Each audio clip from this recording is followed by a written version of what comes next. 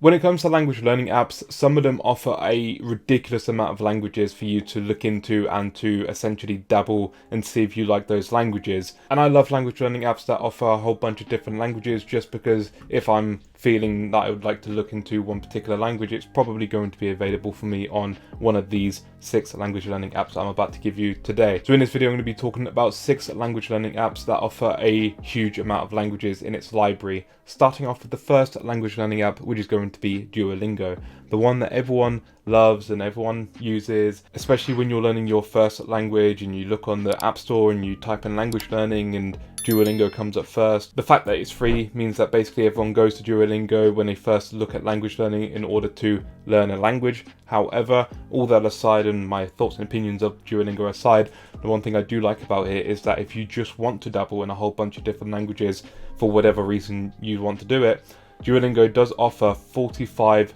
different languages on its app for you to go into, have a look at, and get a feel for the language. And I think the fact that they offer 45 different languages is a decent library of languages to look at, especially the fact that they have some really lesser known languages on there, or lesser studied languages on there, I should say.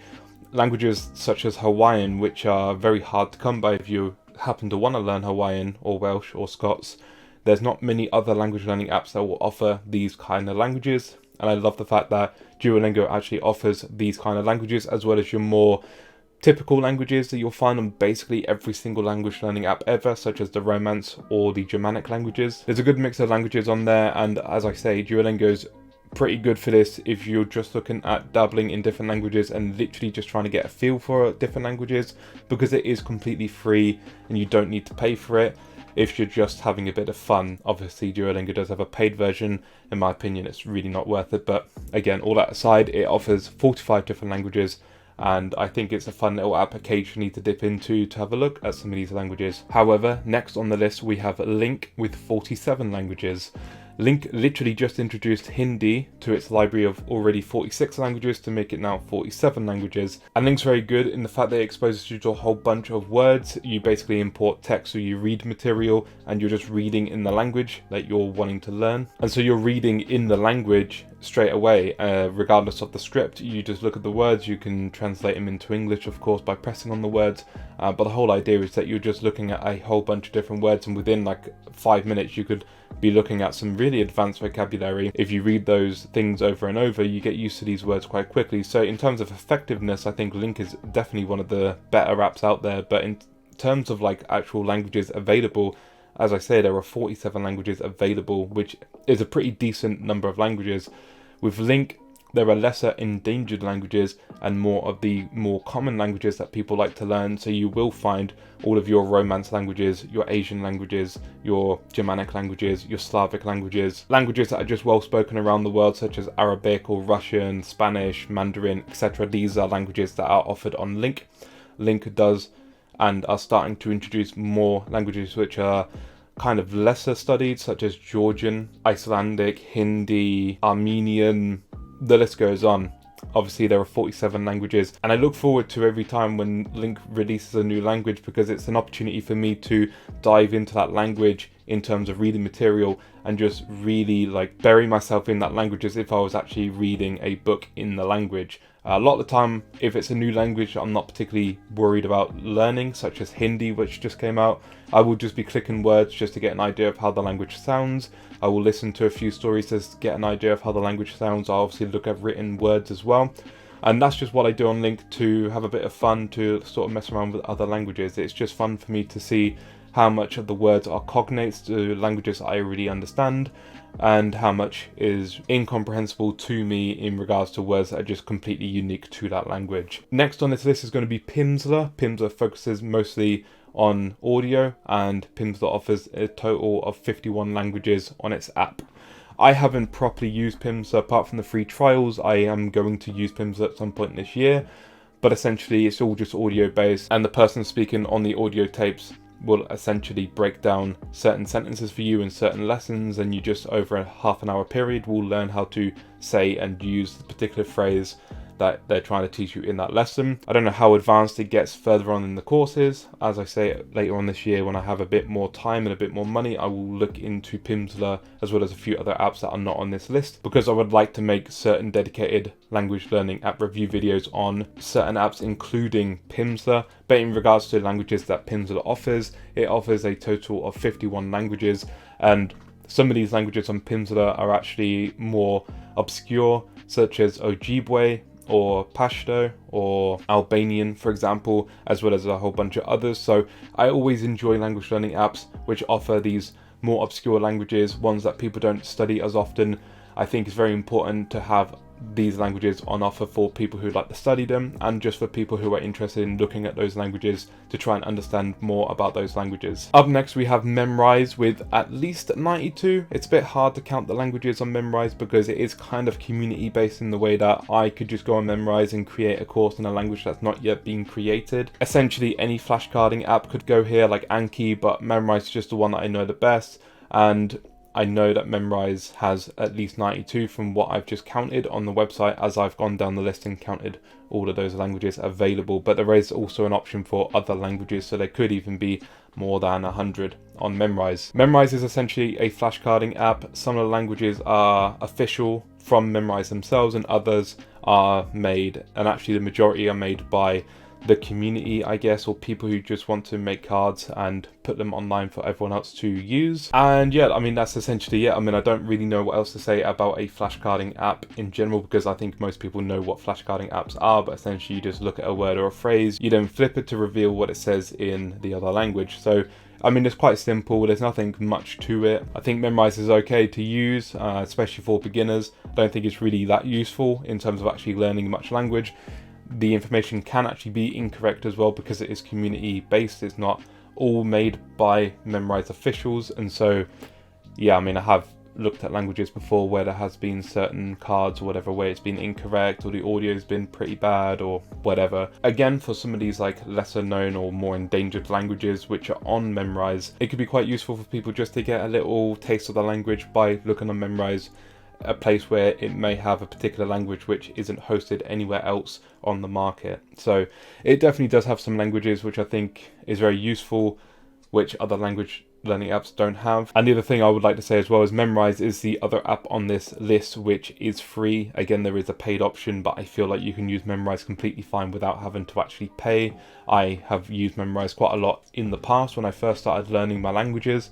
I never actually ended up paying for Memrise at all. Whereas all the other apps on this list that I can see are more towards the side of needing to be paid. I mean, Link needed to be paid, and also the next app which I'm going to talk about, which is italki, with 130 languages, also requires payment as well. Italki has in the region of 130 languages on offer. I will say some of these languages are dependent on whether there's actually a tutor available in that language. Sometimes I'll click on a more obscure language and there'll be no tutors available to hire, therefore that language isn't actually available. So this number can actually fluctuate. It depends basically whether the tutors are available and they would like to offer their services to teach that language. There are community tutors, and there's also, I guess, more official tutors. I forget the naming of them or the wording for them. Italki kind of sets itself apart in the way that you actually speak to someone in that language and they actually teach you how to say things in that language. Obviously, again, it depends on the tutor and how good or how bad they could be, and therefore the pricing of each tutor is going to be slightly different per hour or per half an hour or whatever time period. But I feel like in general, the fact that Italki offers roughly 130 languages on its list for you to look through and have a look at, I think is really, really good. And there's also languages on there that I haven't seen on any other app which do offer tutors, especially a lot of these more obscure African languages which I don't see on many other language learning apps, but yet Italki offer them. And it's always good to see that at least some of these tutors in these more obscure languages have got a decent base of students which do come back and learn these more obscure languages. So it shows that there is an interest in a lot of these languages that aren't just like your typical Romance or Slavic languages, but more obscure,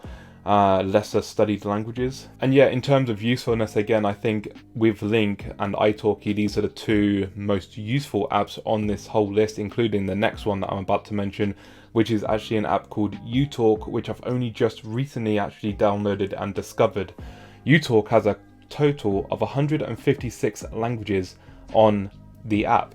There is a paid version, however I've been getting along just fine without having to pay for anything so far, although I will definitely want to look into the paid version because I think uTalk is an app that I definitely would like to make a language learning review video on this year, on top of the other languages that I've mentioned in previous videos. I love the fact that it offers 156 languages, and I imagine there's probably going to be more updated in the future as well. It feels like an app that possibly has more apps added to it when the developers actually have the chance to add more languages. At the same time, the more languages you add, especially when you get to this many, it's probably harder to find languages to actually add where there's going to be people to give you the services to kind of do the voicing and everything. There are essentially like as many languages as you can imagine on uTalk.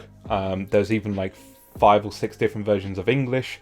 There are like 3 different versions of Spanish, etc. So some languages have like multiple versions because you may have dialects from one place or another. But the thing I've actually been having fun with uTalk the most recently is just looking at some of these more obscure languages. Again, talking about obscure languages.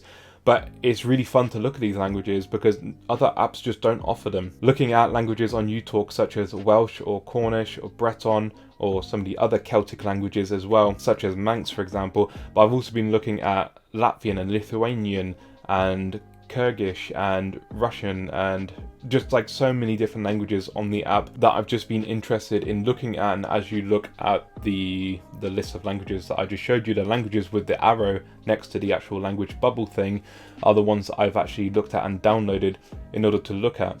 And so basically you can click any one of these languages for completely free, and then you have like your free set of words which give you about 20 words of free vocabulary.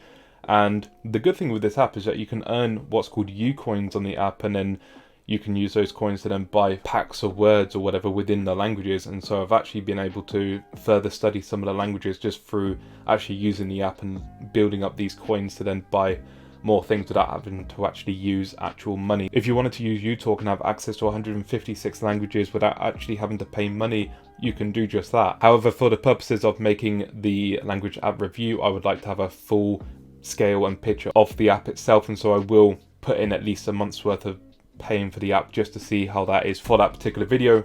But in terms of offering loads of different languages, in terms of being able to actually use it, I feel like I've already kind of just been learning random phrases in like Welsh and Manx for example and stuff, and it's really fun just to like look into these different languages that I never properly looked into. And also the app, by the way, like focuses a lot on like speaking, and so there's a lot of like speaking elements in the app as well. So it's just been really fun for me to use this app, and it's kind of pushed me to want to make this video actually just to talk about it because there are so many languages in this app. And so I decided to do like a list of language apps that have a decent amount of languages to look at, because some language learning apps only have like 10 languages on offer. And I will say, I should have probably said this at the beginning of the video, but it's kind of obvious as well, the more languages an app has, sometimes the quality of the content in each language isn't going to be as good because they don't focus as much time on each language. uTalk seems to be okay. Each language seems to have the exact same content, kind of just translated in the next language. But obviously, like I say, I'll go into that properly in the language app review on uTalk later on this year when I get a chance to properly look into the full version. If we're just talking about amount of languages on offer, uTalk definitely has it. I mean, it has like Greenlandic, and I have no idea like what other language learning apps offer Greenlandic or Manx, for example. Like that's just 2 out of quite a few that I've seen on this list of languages that uTalk has, which like this app offers, which no other app that I've seen offers. And so it's definitely valuable if you're looking at these kind of more obscure languages. That is going to be everything. Let me know down in the comment section below if there are other language learning apps in excess of 50 languages that I have not mentioned in this video.